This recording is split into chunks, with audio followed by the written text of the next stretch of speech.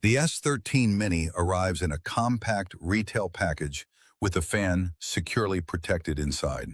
The unboxing is straightforward, with the main unit and essential accessories neatly arranged for quick setup.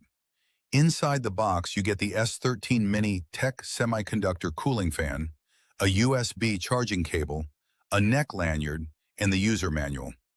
Everything needed to start using the fan is included, with no complicated assembly required. The S13 Mini's standout feature is its TEC Semiconductor cooling system, which adds a localized cooling sensation alongside the airflow.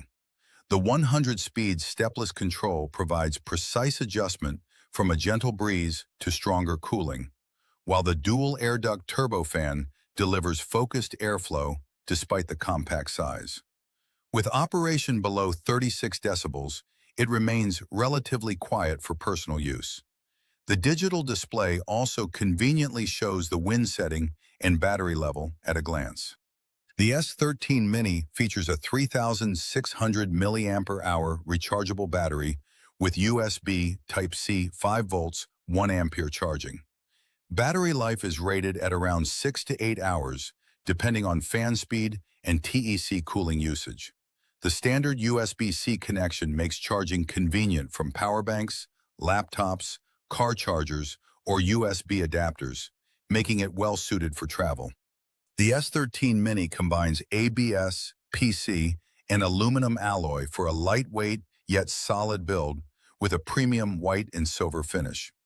Its adjustable hinge allows 3 configurations: handheld, desktop, and neck-worn, making it versatile for work, travel, and outdoor use. The compact body remains practical to hold, while the overall construction feels sturdy rather than fragile. The Tri-Bit Stormbox Micro 3 packs impressive performance into a compact, rugged design.